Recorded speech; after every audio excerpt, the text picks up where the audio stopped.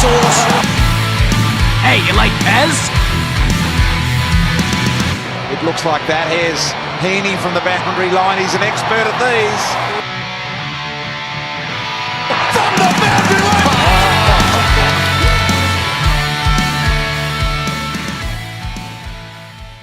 Hello and welcome to Behind the Boundary podcast. I'm your host, Pez. I'm here with Sauce, and what a big round 3 it was in the AFL. We're heading into round 4, and we've got plenty of things planned, including the world famous Betslip Sauce. But a few things from the round. What did you think? G'day, Perry. Really surprised, mate. We are 54 seconds in, and you didn't mention Max King and taking over the league. And the big, I thought we were for sure going to hear probably 48 minutes, 50 minutes of our podcast all about the King, the great King. But I called it, didn't I? How many times do I have to call it, Sauce? You know, I only called it in this preseason. He's on track for his 60 goals, like I said, and he's ready and raring to go. Lots of different stats about Max King, and in the Betslip, you know, I'll put a little Max King most goals added with a couple of other things that let me down. But the Sauce just goes in, looks at that, and then goes, all right, I'll steal that. Steals the bet, so you believe the hype. Subliminal messages, that's all it is, Perry, because you continually have been raving on about this in text messages and emails on the pod, and you know what? It was just muscle memory. I just went through the sports bet, and I didn't even think, Perry, so you've done a good job there, mate. The best thing was last week on the show, Sauce, I just said, he only needs one quarter to kick the most goals, and he did it in one quarter. You did pick the wrong quarter, though. Last week you were saying it was the first, Pez, but it was the last, and what a last quarter it was, you know, completing that decent sort of, well, it wasn't really a comeback, but it was a decent sort of finish for the Sainers, and maybe the Tiger dynasty is in ruins, Pez. How many points do you have to be down for you to consider it a comeback, Sauce? What's the rule? It's so probably 3 goals, 4 goals? I think it's a comeback. Yeah. Well, if Richmond were up by 25 points, I guess it was a comeback then, wasn't it? I definitely think it should be 6 goals then. I thought you were going to be a smartass and say 26 points. I couldn't remember exactly what it was. That would be good. But you speak about St Kilda and Max King and the good things, and you got to speak about the bad things from the round. And my long lost friend North, how are we? How are the listeners? How are we going? Over 100-point loss, and that wasn't the worst thing that was on the TV or if you're at the ground. Did you see the putrid jerseys that North had on? Unbelievable. I mean, it was not the best preparation for North Melbourne, Pez, because they were listening to our pod and they were surprised and they were shocked and they didn't know themselves because you actually backed them to cover the line, Pez, and geez, were you wrong. 42.5 points, Pez, 100-point shellacking, the first one of 2022. Incorrect. I didn't think they'd cover the line. I actually pushed it out to 69.5. I thought surely they're not going to get done by 70 plus. But the shocking jerseys, they just, I don't know. It was trying to take the attention off the football, Pez, but it wasn't a successful. And they have that shit club with the shittest jersey I have seen. Like, can you believe it? If you've got a shitter jersey, go at behind the bound and put it on and give it to me. You've got the St Kilda yellow jerseys that was poor. We know the golden silver, I think it was, that Hawthorn had running around. Oh, the Power Ranger one, the white Power Ranger, the orange M&M ones. But this North one, I don't even want to speak about it anymore because it's a joke of a club. But we might have to move on before I say something that we might regret. Yeah, I mean, North fans are already regretting turning on the pod, so we wouldn't want to lose them already. But let's get into our first segment of the evening, Pez. Bring your own hashtag. Hashtag. This is interesting. It's a main event in any stadium in the world. Hashtag going viral. We only can't go with it. Hashtag bleep, bleep, bleep. That's all, folks. Just one more quick thing about North. Their logo is so shit as well. Like that kangaroo with the North over it. I just was looking at it, Sauce, during that intro, and no good. Yeah, but first, bring your own hashtag is hashtag get over it, Pez. Leave North alone.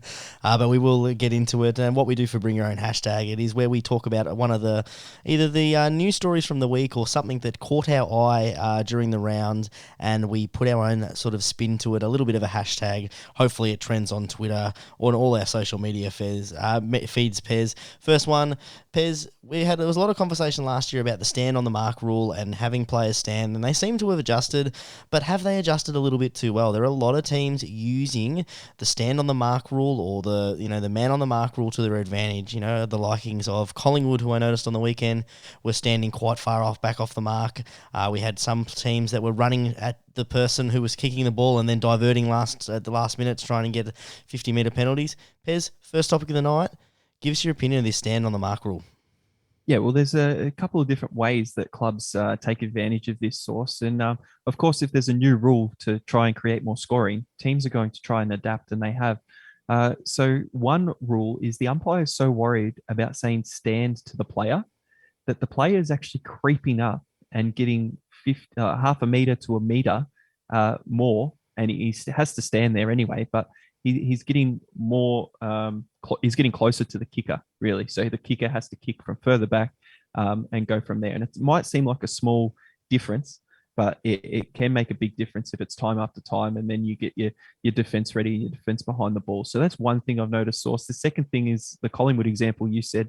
They actually go 5 metres behind, and they're able to move laterally. They're able to move side to side and able to go. So if teams are onto it, teams have to move the ball quickly because they can get an extra 10, 15 metres against the side like Collingwood. But if Collingwood are doing that, you've got to be set up well behind the ball, ready for that long kick in as well. So just a couple of things there. I don't think it's a good look on the game. And when the umpire is saying stand and the guy's still stepping forward, you kind of it defeats the purpose of the whole rule. Yeah, especially when they're going for goal pairs. I saw a couple of times on the weekend where straight away they're like yelling out stand, or they're yelling out 2 metres back, 2 metres back, 2 metres back. And it's like, if you have to be told 3 times, well, then that's clearly holding up the game, blow the 50-metre penalty. But I want to talk more about the way that the teams are using it, as you mentioned, so they're standing off the mark.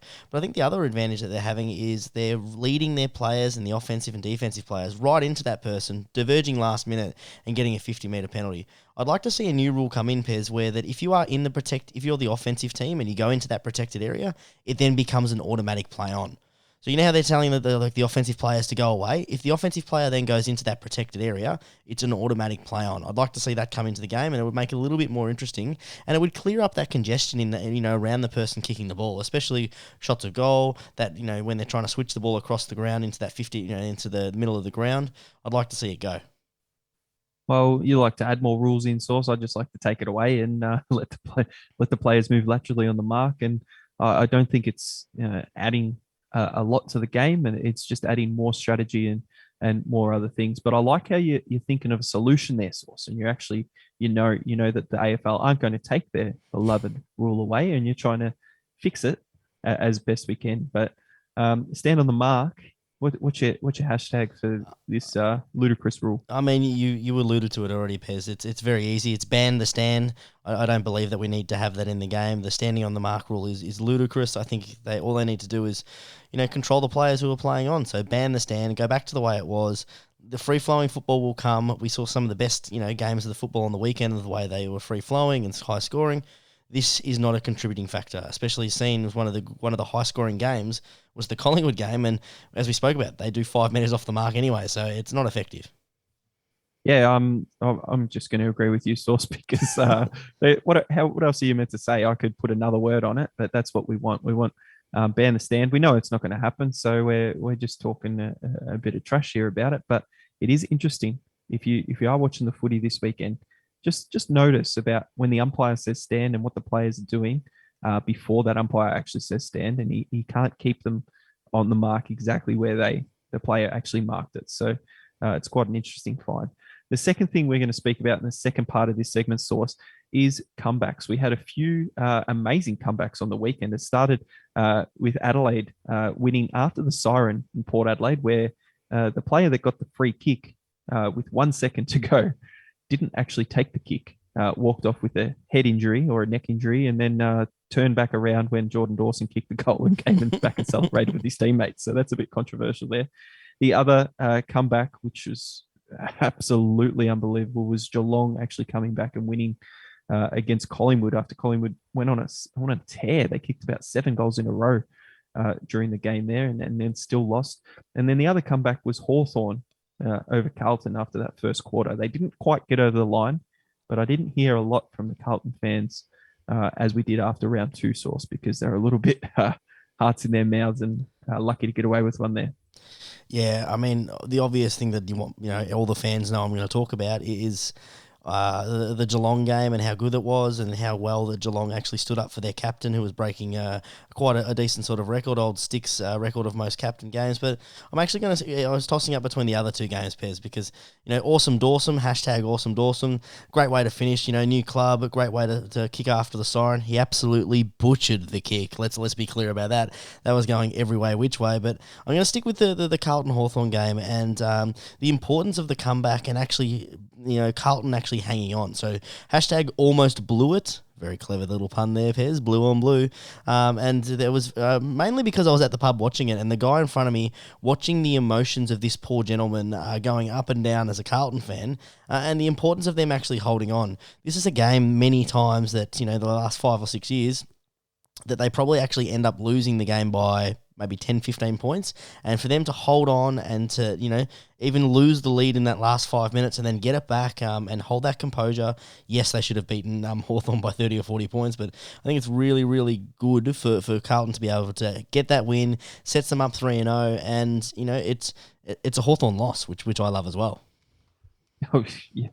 And you definitely would if you were looking at our Betslip as well, Source, with Carlton. You needing Carlton to yes, kind of save your season, which we'll speak about a little bit later. But hashtag for me, final crow, because they did get the final crow and put the power out at Adelaide Oval, but it did act like they kind of won the premiership. They kept the cameras on, and I know the showdown means a lot, but the coaches down there hugging all the players going around, and Jordan Dawson, what a way to, in his third game, kick a goal after the siren for the Adelaide Crows to beat Port Adelaide, who go to 0-3, Source, and have a very, very poor start to the season. And lots of things are being spoken about that club, where the CEO has to come out on Twitter and calm the fans down and everything, because that town over in South Australia, the whole state of South Australia, is full of the Adelaide Crows colours, and the teal is just gone under the carpet for the time being. Under the carpet, Pez. It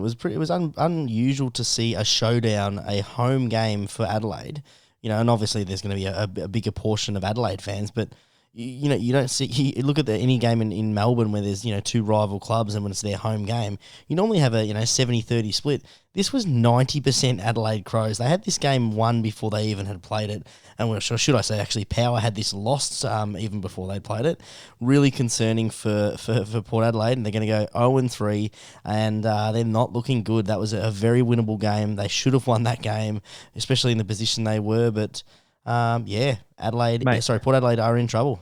That talks about the hatred, though, because the reason Port Adelaide fans didn't show up is because it was an Adelaide home ground, and they didn't want them to get money for the ticket sales. So they're like, we'll stay home and watch it on TV because we're not giving Adelaide any money. And I thought, Jesus, it's clubs in Melbourne, you don't care whose home game it is. You pay for your ticket, you go to the footy. But that's how much this means to those two teams in South Australia, and isn't it fantastic for footy? Yeah, a lot of hostility there, Pez. And speaking of hostility, this gives me a perfect segue. The reason we were late a little bit tonight, folks, was Pez. Pez is mad, and we really don't really have a proper hashtag or a topic, but this is just an opportunity for Pez to hashtag rant and rave like a bit of a crazy person. He seems a bit grumpy, Pez. This season hasn't been going well for him, and Pez, I'm handballing it straight over to you. Just Pez is mad. Yeah, well, I've spoken about a couple of things, and we won't mention North's jersey again because I'm furious about that. Fury, I don't even want to say anything more. But the thing that really pisses me off a lot, Source, is commentators. And we used to have so many good commentators in the game, and we're just the commentators trying to come across as a character, especially if they're on TV on Channel 7. And it just really, it boils my blood, and I really hate it. And it's one thing that commentators say, and you would have heard this, Source, any footy fan would have heard this. They get the ball in defence, there's a bit of a turnover, they kick it out to half back, the commentators say, oh, and they're on here. I reckon 80% of the time when the commentator says, and they're on here, the player at halfback stops because everything else upfield is actually guarded. and they have to do a short kick to the boundary line. I hate hearing that. So, and they're on here watch this week and for the rest of the season. See, when the commentator says, and they're on here, let's see if they actually get on and actually get a shot at goal, or if it's a standstill. All right. So I'm going to tell you that every time I hear that. Source, have you heard that before? I have. Yep. Especially, it's actually funny you mentioned that because it must have been one of the games we were watching. Then I actually mentioned it to the mate I was with. I'm like, they say they're out here a fair bit, but they don't actually seem to be getting out. It's like a structured rotation on the swing, and or that one if it's like, if it bounces here, they're out, and then as soon as they get the ball, it's a holding the ball, and you're like, well, hang on a tick. If they're out there, they're out there. Like it's yes. If they're out, I'm expecting a player to be free, 40, 50 meter kick, and then another player to be free over the top, and then they get like a Jeremy Cameron special goal over the top. That's what I'm expecting to happen. I can't see the rest of the ground like the commentator can. Their job is to paint a picture for me. And when they say, and they're on here and they have to stop and kick back, it's no good. The other thing, just from commentators and just shortly, I'm going to keep this short, Source, is Jobe Watson. Now, Brownlow medalist or not a Brownlow medalist, if you want to go down that route, I don't really care. But him on the telecast, I don't know, I don't want to swear or anything, but he is boring as all batshit. Everything that he says does not add anything to anything at all on the telecast. He just repeats stuff that actually happens and doesn't add any expertise or any special comments or anything. And that's his job there. And he's only there because of his name and because he's an ex-AFL player and because of his father, Tim Watson. Jobe Watson, he needs to resign or he needs to get sacked, because have a listen to him. It'll put you to sleep. Perry, Jesus, whack. Pez goes whack. One of the things that I agree with you there is the whole premise of expert commentators. One thing that annoys me the most at the moment is that they do Phil Davis, expert commentator. How can he be an expert commentator when he's just an AFL player? He's an expert footballer. He's not an expert commentator. He's never commentated a day in his life. That really annoys me, that one, when they say expert commentator. Don't get me wrong. Love hearing his insight, and he is good to listen to. I think there's a few of the Channel 7 boys that don't offer much in their commentary and either sit on the fence and don't make a call, answer the question by repeating the question and then still not giving an answer, or the best one, give you both answers. That's my best. That's my favourite one, Pez. They give you both answers. It happens all the time, and sometimes I want to sync it up to the radio source and actually listen to some decent commentary like we've done before. And sometimes you just want to turn it down and not even listen to it because it just doesn't add anything in, and the people on there just really annoy you. So I was quite angry about that and a couple of things in the round, but we'll cut this short because we've got to get into the best part of the podcast, Source. Soft review. It's no official review. How does it end? We don't know. They've kind of lost, but they've won as well. And don't the fans love it because they say they don't know. The fans do know because they follow us on Twitter at Behind the Bound, and they saw everything coming out and everything turning green and just that percentage and ROI rising through round 3. Source, you're able to save your season, copying one of Pez's bets and, luckily getting Carlton in your 4th leg there. You would have been on struggle street, but we're absolutely flying here at Behind the Boundary. Bez, we were flying last week. I was not worried at all. I was very happy with where I was. As I said, it's hard just being as good as I am at betting and just continually rolling in the green. I had to make it a challenge. So setting myself up with sitting in a -10, -15 ROI and backing it up after copying a little bit of flack from you last week, Mr. Peacock over there, Mr. Look at Me, and pulling out a massive ROI for the round 3 and getting my season back on track. Oh, you love to see it. It's good when we're both up and about, Source. It's hard, doing it by myself all the time. But we'll get into our review and see where we, what we're talking about and where we got those green ticks and how we made the money. Yeah, well, I'll start off with round 3, Pez. I staked for the round $75 and absolutely returned everything. And the reason I only staked 75 pairs is because my round 2 wasn't that bad. Missed a lot of legs by 1. But that's a bit of a trend that I don't have this week, thankfully. But the first game, we had Sydney versus the Dogs, and I thought Sydney were going to get it over the line there. It was a cracking game, but they just couldn't seem to get within that 6 points for the majority of the game. They got a couple of interesting free kicks is the way that I'd like to describe it. I've got a mate who continually texts me about the Western Bulldogs free kicks, but Sydney unable to cover the line of +4.5.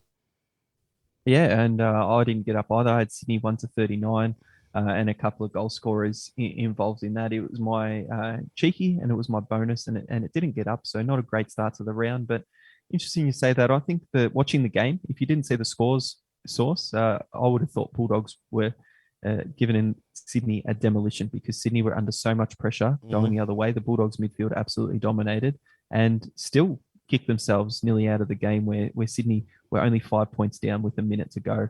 And then Bontempelli, sealed the game in that last minute. But the Swans couldn't get over the line after the excitement of the 1,000 goals, and the Bulldogs midfield pulled through. Yeah, they did, Pez. And you are right. The Bulldogs definitely look like the team in control for the whole night. But that just shows you sort of the lackluster power of the Doggies. They looked like they controlled every aspect of the game. And Sydney sort of hung around right until that last Bontempelli goal with 30 seconds to go. Anyway, speaking of late goals, this game absolutely broke my heart, Pez. Essendon versus Melbourne. I had Essendon at the very generous line, I thought anyway, if they had any heart, the +26.5 line. But my God, are they, at the moment they got a little bit downstream, did they collapse and just give up? And you cannot give up against the reigning premiers. Melbourne, they put on an absolute show, smashing that line in the last 5 minutes, just piling on goals. Goal after goal, where Essendon, looked like they were 2 goals down. They actually kicked back and had a shot. Stringer looked like he was on fire for a second, and then just died in the arse. So I had a 3-leg same game multi there. Source had Melbourne -12.5. So good for me there. Over 150.5, which early in the game, none of the teams could kick a goal in that first quarter, and it wasn't looking too promising. But I did bring it down a lot. And then Clayton Oliver, 20 disposals, who absolutely dominated on the day where, as I said last week, Petrarca actually struggled as well, Source. So the call was there too. So $25, return 50. I was happy with that because I hadn't lost anything, only a bonus, and I was making profit already. Yeah, I was in the same spot, Pez. Not winning anything, but not losing anything either. It was like 2 weeks of not winning anything. But Pez, great call with the Oliver and him getting a lot of the pill there. That's why you listen to the Betslip, Pez. You got to get that extra insight, and a massive call from you there. Yeah, and the next call I thought was a bit of an ask, -21.5. But I thought Port Adelaide would win by 5+ goals here. And at stages, it looked like they were Source. They were up by 22, 24 a couple of times. Adelaide kicked back. Port Adelaide went back in front.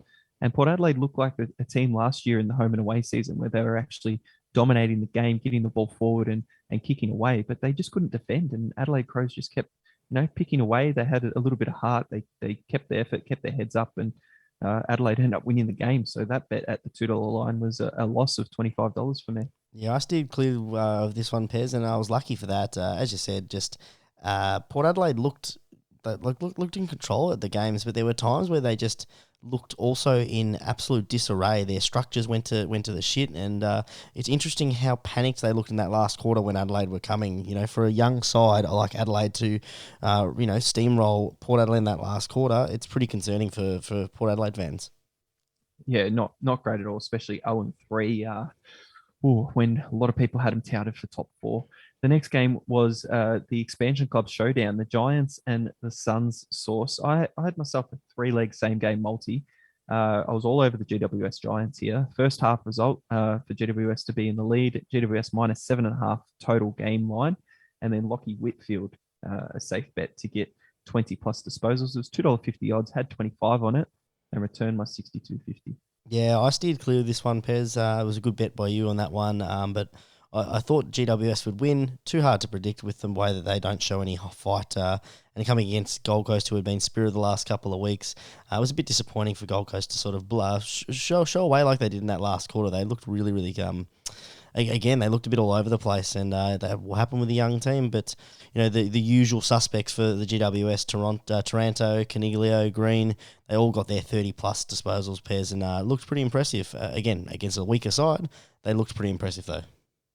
Yeah, in the next game we've got Collingwood and Geelong, and surprisingly we had the same bet source, and it ended up being free money because Tom Hawkins did kick one of the first 9 goals. Which goal did he kick, Source? The third goal. The third goal of the game, and yep, it was, and he actually could have kicked the second one, Pez, but he did it, as he always does, a little bit of an unselfish chip. I don't know why he did it. He put someone else under pressure, but nice little third goal there to salute in the first quarter. Love and life. Well, lucky Moneyball gave us 9 lives, and not only the one there, but it was $25 we both put on, $2 odds, so you double your money there, get the 50 back. We love it, and we didn't have to sweat the topsy-turvy game it was with the massive comeback. Yeah, it's nice to double up early in the round, get a nice little 25 on the plate first quarter, especially with the way that game unfolded. Speaking of unfolded, Pez, absolutely did they fold North Melbourne. We've already sort of spoken to this, Pez. You were up shit creek for this one. I steered cleared, not knowing how North would respond, and well, I didn't expect them not to turn up, so that's a little bit different. Oh, it's absolutely unbelievable. Well, it's not unbelievable, actually. This is North Melbourne we're talking about. And for them to not even put up a fight and say, you know what, we're down by 80 odd points here. We're not losing by 100. Let's put in the extra effort. Let's show some pride to our jumper and our club. Probably looked at their mate in the jumper that they were wearing and said, no one cares about this jumper. So let's lose by over 100. And you know what happens when teams lose by over 100? They never wear that jumper again. Oh, is that a true fact there? So let's be on North shit jumper watch and see if they wear that again, Pez. But that can be expected from North Melbourne. They'll give up a couple of games. I didn't expect the 100-point loss, but they'll give up a couple of games where they just get blown out of the water.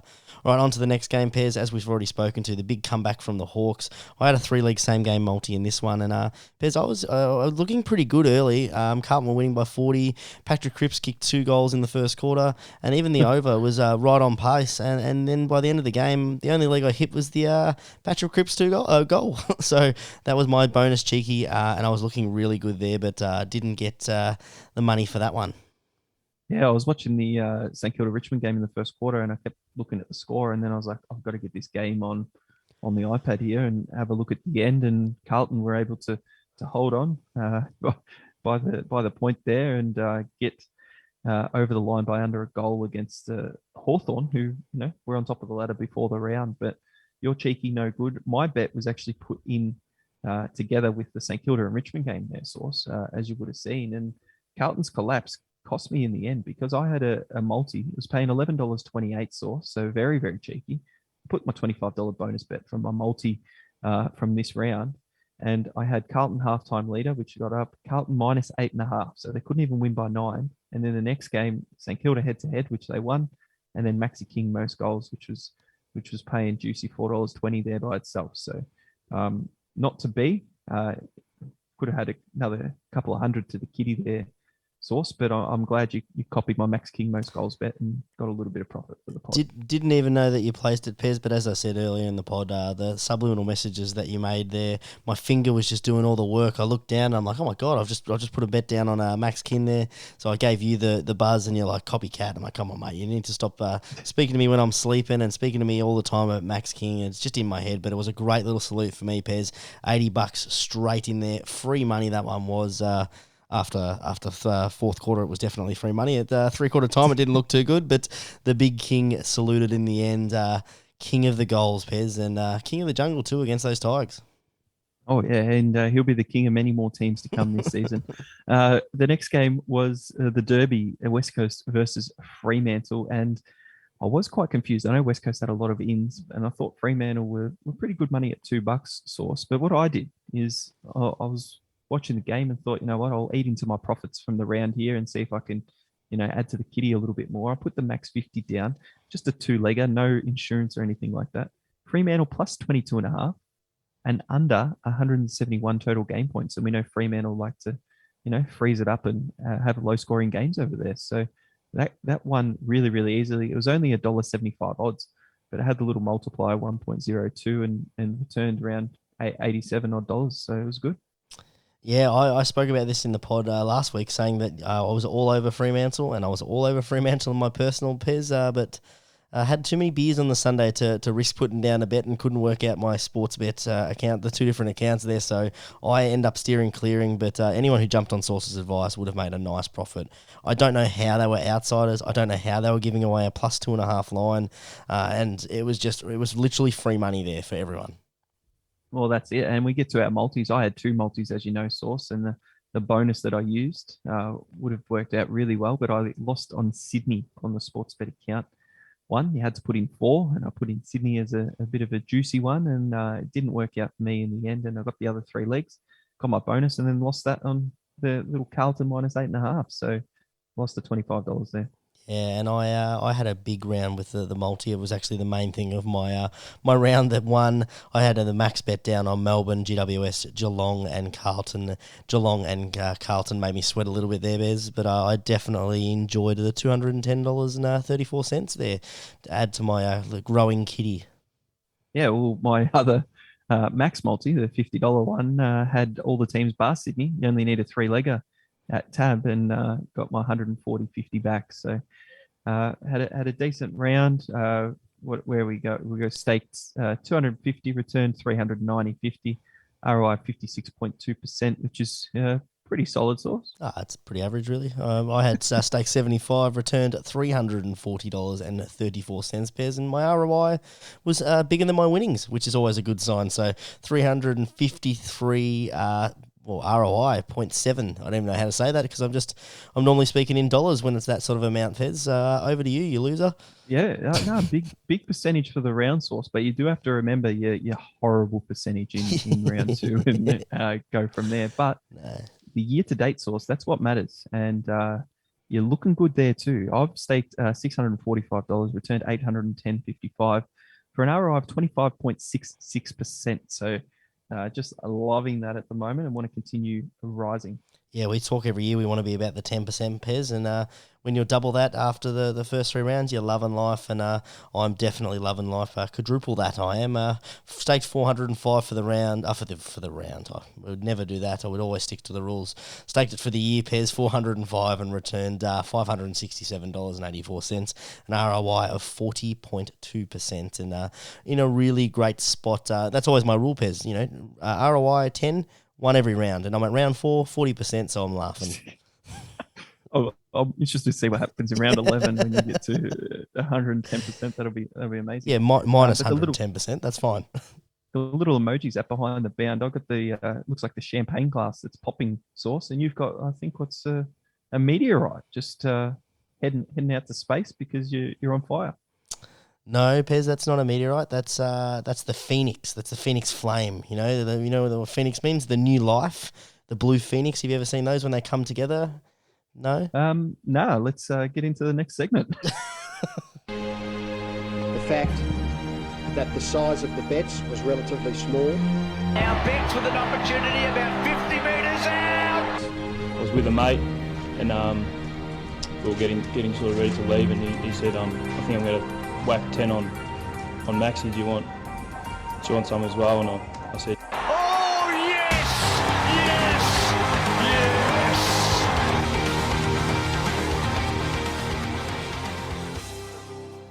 I mean, that was a little rude, Pez. I was in the middle of talking, and you've just put something on out of the way. So a little bit disappointed in you. Mate, people listen to this podcast driving to work. We don't want any accidents on the road from them falling asleep. So let's get into the specials. Cyril takes a special and goes bang. I liken this to a little bit of bullying, Pez. You're better than that, okay? You're better than that. Oh, well, give me the definition of bullying while I talk about these round 4 betting specials.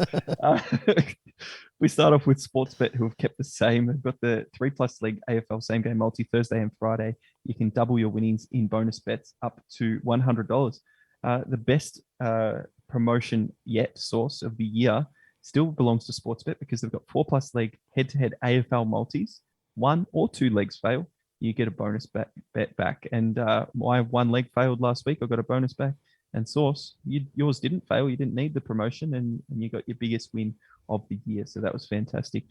We head to Tab. Tab have the head-to-head multi AFL special as well.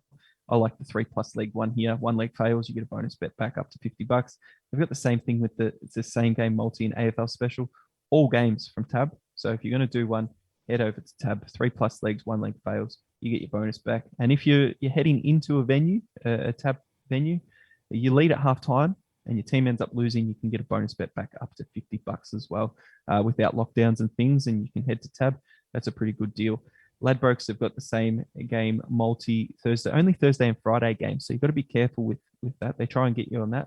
And they've got $2 lines on Thursday and Friday games as well. They've got a mega multi as well, 4+ legs, but it's not as good as Sportsbet and Tabs. So if you're going to do a multi, Sportsbet first, Tab second, Ladbrokes in third.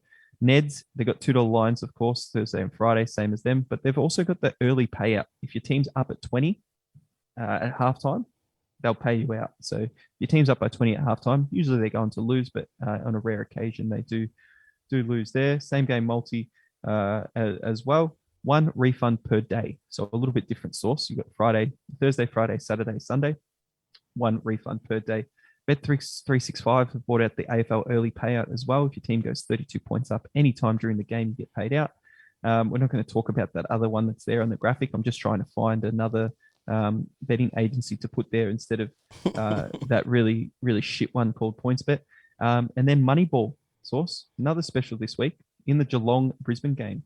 Either Patrick Dangerfield or Lockie Neal to kick a goal in the match. So anytime goal scorer, Patrick Dangerfield or Lockie Neal. It's paying $2. You can put a max bet of $25 on that. So thank you very much.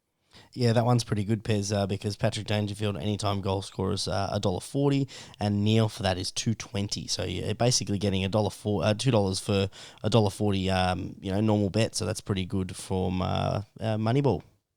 Yeah, we'll see if one of us takes it or both of us take it this round, and we start with the Thursday night game. We do, Pez. We talk about that Adelaide crowd before, and hopefully Port Adelaide show up for this one against the reigning premiers. Adelaide Oval, Thursday night. Port Adelaide are coming outsiders at $3.08. Melbourne, the favourites, at $1.36. The line for this one, -17.5, favouring the Ds, and the over-under total points is 166.5. Pez, can Port Adelaide break this winless slump? Well, you could say it's a danger game for Melbourne, playing away from home, but I am going to put a few things together in the same game multi here, thinking that Port Adelaide will show some heart and actually try and score more than the other team, but we'll see how we go. Can you press that little cheeky button for me? Cheeky! We've put a 3-leg same game multi together here, Source. We'll see if Melbourne, actually want to continue to push and win. I know Ben Brown isn't coming back into the side. So I've put Melbourne to win by 1-39. Their 40+ is actually paying lower than that. So Melbourne to win 1-39. Bailey Fritsch, the man with the I don't even know if you call it hair or whatever it is glued to his head there, to kick 2+ goals. And then Melbourne to lead at every quarter. So lead at quarter time, half time, 3/4 time, and win the game in between 1-39 points, of course. It's $6.71 Source, and I've put 25 on it, and hoping that I can get close on that one. It's not a little bad little multi there, Pez. I don't mind that at all. I've gone something a little bit different. I have gone with not really different at all. It's a 3-leg same game multi, Pez, and but I don't agree with what you're saying about Melbourne winning all the quarters. I think that they might actually drop the first quarter, and that's why I've gone with 3 legs. Port Adelaide to get within 4.5 points. So first quarter line plus 4.5. So with my bet, Pez, you'll still be able to get in there. I think Port Adelaide come out, and I agree. This is definitely a danger game for Power. I reckon Melbourne 1-39 is bang on, Pez. Hopefully they don't disappoint like they did last week against the Bombers. And I've just gone Melbourne head-to-head, Pez. So realistically, the only thing that I'm hoping for is Melbourne 1-39 and Port Adelaide to be within striking distance in the first quarter. That gives me $4.30, Pez, and I've put 25 on that one. Oh, well, there we go. We'll see. Hopefully the 1-39 gets up, because that'll be good for the pod. It definitely would be, Pez. All right, speaking of good for the pod, let's get on to the next game. This should be an absolute cracker, Pez, and I'm heading down to the game. I cannot wait for it. It is Geelong taking on Brisbane Lions at Cardinia Park, GMHBA Stadium. The Cats surprisingly coming in favourites. That home ground advantage at the Cattery, it makes them $1.78. Brisbane on the outsiders at $2.03, and the line for this game -3.5. Total over under points 168.5. Pez, can Brisbane stay undefeated and beat the Cats on their own home turf? Yeah, I think they do. Source. I'll be all over Brisbane here at the plus $2 odds. I think they're a well-rounded team. They're playing really good footy. It doesn't help that they beat Traffic Cones by over 100 points, but against Geelong they'll come out. They had a good outing against the Cats last time with about a 40-point win. So I think they can do it again. And go from there. And hopefully Geelong play Patrick Dangerfield down forward, or Lockie Neal gets a little run out of the centre and snags a goal, because I've gone with the Moneyball special source. The $2, max bet 25, Dangerfield or Neal, kick a goal. I'm laughing. Doesn't even matter about the result for me. Doesn't even matter about the result, Pez. I tend to agree with what you're saying here. I think that Brisbane can actually do a little bit of a number on Geelong. They haven't been in good form, and like as a fan, I hope that continues, Brisbane, but I actually like the way that they play the Geelong ground. I think that I'm going to avoid the Moneyball bet, Pez. I just don't have faith in Patrick Dangerfield's kicking boots. I think that Geelong actually can probably put a stop to Neil. I think they put some heavy work into him. But I have gone with a bet, Pez. The first time I've been betting on the Cats outside of a Moneyball special this year, just have you known. I've gone a 3-leg same-game multi. I've gone with Tommy Stewart for 20 disposals. He gets that in his sleep, leading disposal getter last week against the Magpies. And Tommy Atkins slowly grabbing some traction in that midfield, gets a couple of minutes in there, averaging about 18 disposals, Pez. He's great value for 15 at $1.43. And I've gone with big Jeremy Cameron to continue to get out the back, Pez. I think Hawkins gets a little bit more work put into him, even despite the leading up aspect of Hawkins will free up Jeremy Cameron. I've got him to keep 3 or more goals, Pez, as well for my 3-leg same game multi with Tab. That gives me odds of $3.30 at $25 on that one. Doesn't Darty love a over the back goal as well? Oh, he does. He loves it, mate. Loves it. But that's what you want from your tall forward. You want your tall forward to be able to compete for that mark. And if you've got another tall timber there, Pez, why not make up the scraps? Hopefully he gets a couple, and we're both laughing for that one. No, if it's working for him, yeah, might as well do it. And we head to the Saturday source where it's action packed, and the first game should be a pearler. I can read the sarcasm in your voice there, Pez. It is Sydney taking on your favourite team, North Melbourne. Hopefully they wear a different jumper, and it's very rare to see a line and a dollar amount, I guess, this early in the season, round 3, and North Melbourne coming heavy outsiders at $9.30, almost cracking the 10 buckaroo mark there, Pez. $1.06 favourites are the Swans, -42.5 is the line, over 152.5, Pez. Do North redeem themselves after a pretty despicable sort of week last week with their jumpers, the scoreline, their effort? Can they win you some money back? $1.06 is disgusting. You can't put anything anywhere on this game. Like, can you trust North? You might be able to pick your own line plus 100 and still get a decent price on North if you really wanted to. But I'll put the hazard sign up there, the steer clear. I'm not touching this game. It's either Sydney could have a field day, or they could rest up and just go to a training session and just have a comfortable 6-goal win or whatever it might be. You just don't know with this one, so I'm staying away from it. That's going to be my trend all season, Pez. You can't touch North games, and this is no exclusion for this one. The Swans should get this done pretty easy. I think a few of them will just coast as well. That's why that line is a little bit in doubt. All right, we get on to the next game. Collingwood taking on West Coast. The MCG, $1.36 favoured the Pies after an impressive week last week, falling short. West Coast, $3.16. The outsiders, -18.5 is the line, and the total over under points is 169.5. Yeah, it's strange to me that West Coast are over $3 here, and I not that I don't agree with it, Source. It's just that they were favourites against Fremantle last week when their players were coming back in. You'd imagine they'd get a few more players back here, but they just haven't had the best preparation for the season. You can see it in their gameplay. They don't have that fight and that will to get the ball. Fremantle absolutely dominated West Coast on the weekend and won quite easily. It was actually embarrassing that it was a derby. So if you were a West Coast fan and you were over there, it was just it wouldn't have been an enjoyable afternoon or evening, I would have thought. And for the reason for them playing in Melbourne, they don't play very well in Melbourne. Collingwood should win pretty comfortably, but I just don't want to go near this one either. With Collingwood, their kicking game, they're $1.20 or $1.24, whatever they are. You can't trust them at that price either against West Coast. Anything could happen in this game, so the hazard's up against steer clear. Yeah, there's nothing going well for West Coast, and there's nothing in this game, just from the analytics point of view, pointing towards West Coast. They don't travel away from home well. They're playing it up and about Collingwood. There was a press conference last week where Adam Simpson said it's a bit hard to prepare for a game when you're still meeting players, for the first time at training sessions, trying to prepare for an AFL game. West Coast is in disarray. They don't handle pressure well. They're not very resilient. But in saying that, Pez, they're playing a team that finished in the bottom four last year. They can't be trusted, Collingwood, so I'm steering clear as well.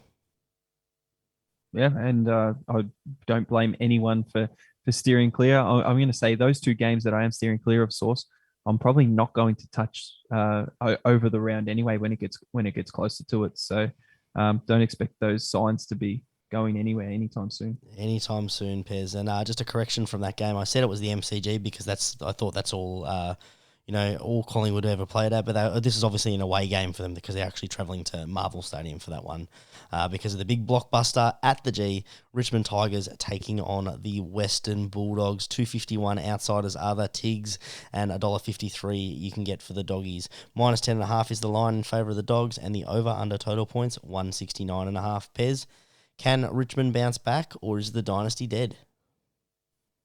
Well, they are missing a few premiership players that would be very important. We don't know the status of Dusty Martin and a couple of players that are injured. Dylan Grimes came back last week and went off with another hamstring injury, so it's not going good, not going very well down at Tigerland. They've had their one win at the MCG against the travelling Giants side, who were very disappointing. They're up by 15 points at three-quarter time against Carlton and ended up losing by 25. They were up by 25 against the Saints, ended up losing by 33, all damage done in that second half, Source. So where I'm going here, the Bulldogs, their midfield was super impressive, and I think their midfield can put the pressure on Richmond and get their forward. When Richmond move the ball forward, the Bulldogs will be able to take the intercept mark and run the other way. But what I've done is I've just gone into the fourth quarter, Source. So just a single bet here. The fourth quarter line, I've put the Bulldogs minus 2.5. So I don't know what happens in the first three quarters yet, and I've still put this bet on. Bulldogs minus 2.5. They have to win the fourth quarter by itself by 3 or more for my bet to get up. It's $1.90 odds. I'll put 25 on it. Yeah, I love that thinking in the last quarter, Pez. Richmond, they've got enough talent in there to be able to stick with teams for about half a game, and we definitely saw the decline. They're definitely past it. I think that the dynasty, I think it's unfair to say a dynasty is dead after they did make the finals last year, and they're probably not bouncing back without a full team and having injuries, but they are in trouble a little bit if they don't get their players back. I think the Dogs are still a little bit inconsistent for my liking. I'm steering clear, Pez, but $1.53, I definitely have snuck the Dogs into to my multi.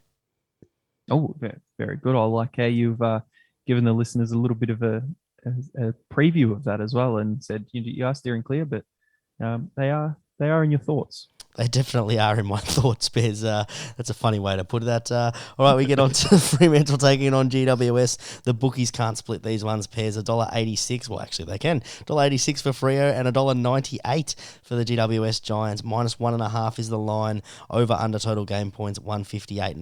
Pez. SBS Stadium, our favourite ground. Can the Giants travel over there and do a number on the Dockers? Look, I know Tom Green's having a good season in the midfield there for the Giants, and they've got the talent, but they haven't proven anything anywhere. And I don't understand these odds. I really don't.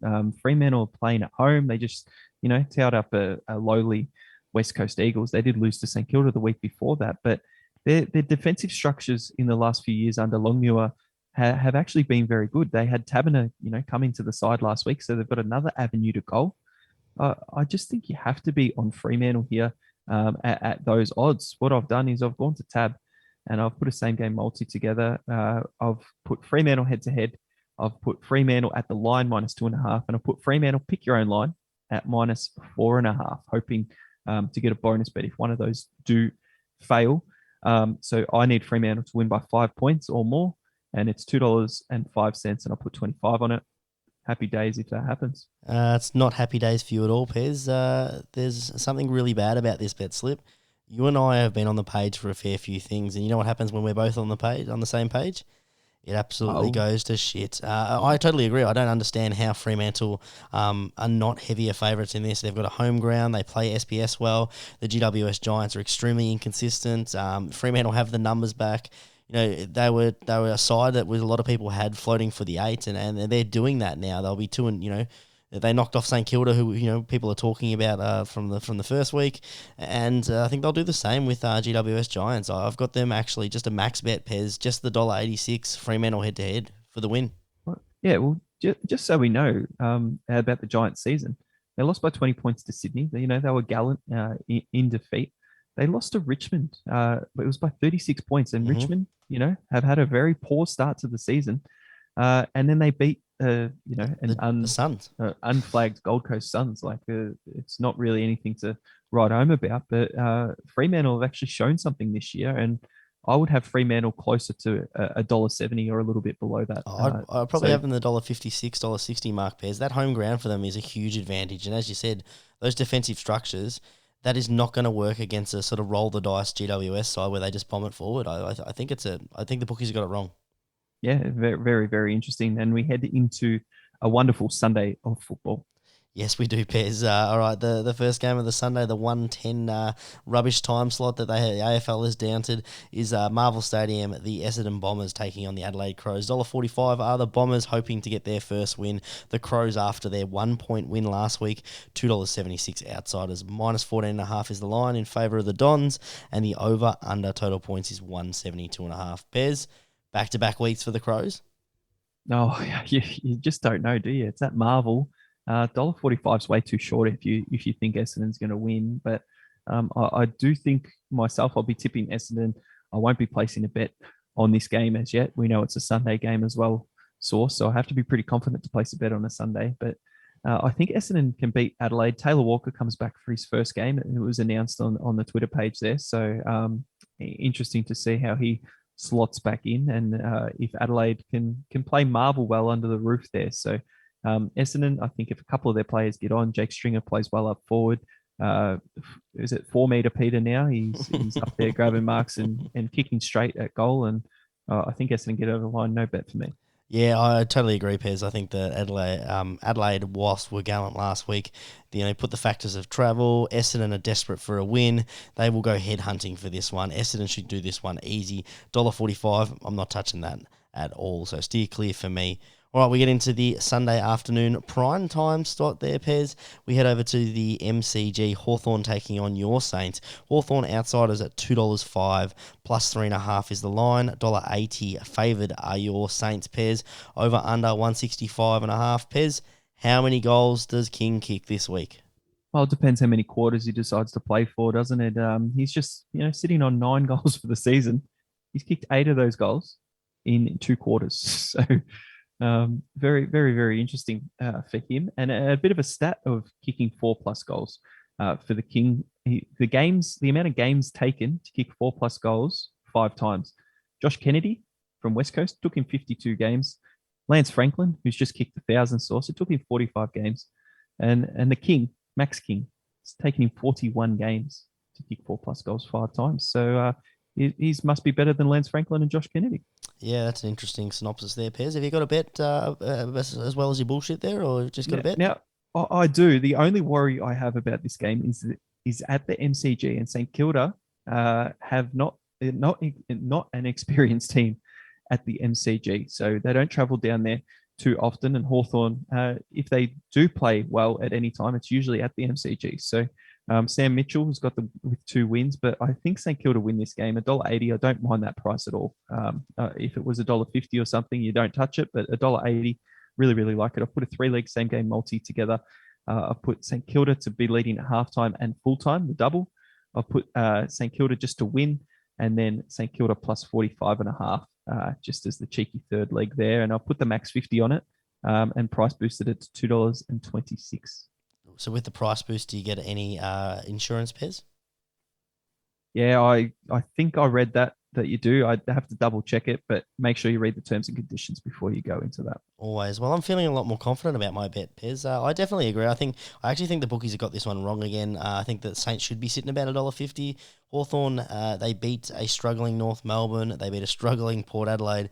And I think the only reason they were in the game against Carlton is that it's Carlton. And realistically, they don't know how to win. And they actually should have had probably a 30-point loss. Everything in my stats points to St Kilda, Pez, and the Max King stats that you just pulled out makes me so much more certain about my Cheeky! Because I have gone exactly down that realm, Pez. The Saints to win. Jade Gresham, he was amazing last week. Him to get 20, he's a real cog in your midfield there. And big Maxi King to kick 4 or more goals, Pez. That gets me cheeky odds of $6, and I've whacked 10 on that one.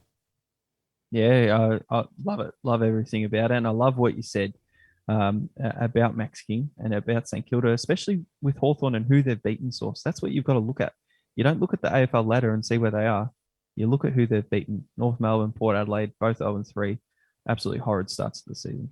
Yeah, and I think that obviously the bookies were impressed with their performance last week, but realistically, you take out a 10-minute period in that fourth quarter, it was all Carlton, and Carlton put the cues in the racks, and as I said, it was what they needed, but you need to look closer into that game, and Carlton should have won that by a lot more, and not in the same realm as Carlton at all, so all over the Saints in that one, Pez. All right, that takes us to our last game of round 4.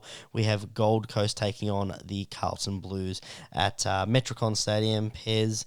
$2.42 outsiders are Gold Coast. The Blues, surprisingly, only $1.57. I thought they would have been a much lower in odds. Minus 9.5. Again, thought it would have been a bit of a larger line there. And the over/under points 159.5. Pez. The Blues, are they the real deal? Oh, it doesn't matter if they're the real deal. They're only playing the Gold Coast Suns up at Metricon. I don't think that they are, competing for a premiership this year, but they are building, and they've got. Patrick Cripps, who's playing an amazing season, Sam Walsh, Adam Cherry, you throw in there.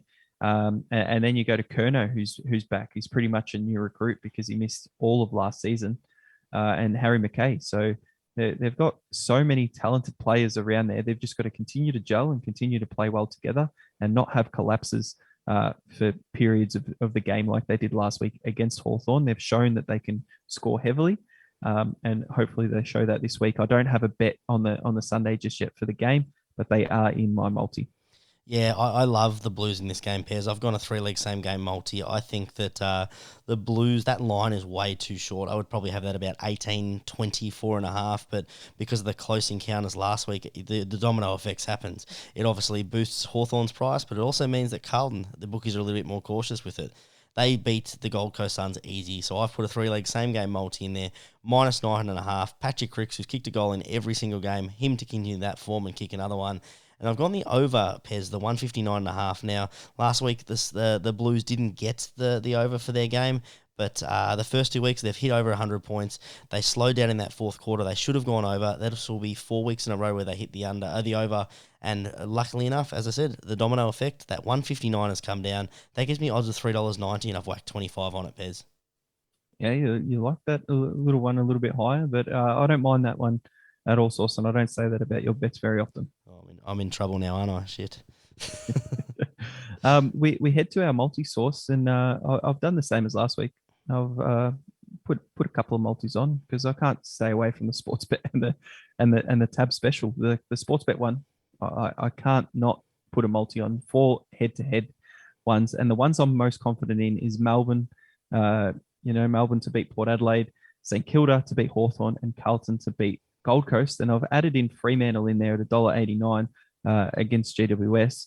$7.47 that multi. I'll put 25 on it, and I'll be riding that in round 4. You definitely will be, Pez. As I've sort of alluded to, I've already included the dogs in that multi for me, but I've also included the other ones that I'm absolutely certain about. The Swans, the Dogs, the Saints pairs, and as I just spoke about, the Blues. That gives me odds of $4.58, and I've whacked the max 50 on that one, pairs. Hopefully back-to-back weeks where we're saluting them the multi. Yeah, well, that's the first multi I want to salute. My second one is a max multi you can't just keep putting on 2 multis, mate. Every week you do this. a max multi on tab. Jesus. It's my new thing. I can't say no to this special. It's Then just don't put three the other. legs. Don't put the other bet on. I can't say no to the sports bet special either. Oh, What am I meant to do? Throw money away? No, maybe No. Play by the rules. Play by the rules. I'm That's what you meant to- did last week. You threw money away. If you'd stuck by the rules, you would have had a great multi that you won. Not have half a loss and half a win. Build the kitty. $3.84 odds for these 3 teams to win: Melbourne, St Kilda, and Carlton. Max 50. Just you got to love it, Sauce. If both of those multis get up, that's just I don't know, 300% or whatever we're talking about. Yeah, it should be void because it doesn't count. You broke the rules, Pez. Read those terms and conditions. Well, you saw what I did last week, and you couldn't do anything about it. You can't do anything about it this week either. I'll speak to the media manager who dropped the ball this week, Pez. That intern dropped the ball. Yeah, we'll speak to the intern about it. Don't speak to me live on the pod. All right, let's tell. Speaking to the media manager, Pez, where can all our good fans find us? Yeah, at Behind the Bound, you'll see what Sauce is talking about with the media manager, the intern, absolutely on fire for the first 4 rounds. You know, they might not have their job after this week if Sauce has anything to do with it. But Sauce, if you didn't win that multi and Hawthorn got over the line, you might not have had a job this week either. Please, pod. Without without me, there's no pod. No, well, you might have killed Behind the Boundary if Hawthorn won with your poor betting performance for the start of the year. Oh, stop being a rubbish person, mate. You know what? You had a bit of an angry spiel at the start, and I'm going to have an angry one if you keep this bullying up. And I did look it up. Repeated pressuring and making fun of, and I've forgotten the definition, but it's not good. It definitely points to you bullying me. Well, if that's true, I didn't mean it, and I'm sorry. Is that what you say? And then you get a slap on the wrist. Keep going. It's all good. Okay, well, yeah, make fun of me next week, I guess. Yeah, we'll do that. And enjoy the round of footy, round 4. If you like any of those bets, follow along with them. I'm Pez. Peace out. I'm still Sauce. We'll catch up next time. And as always, if you're having a bet, make it responsibly.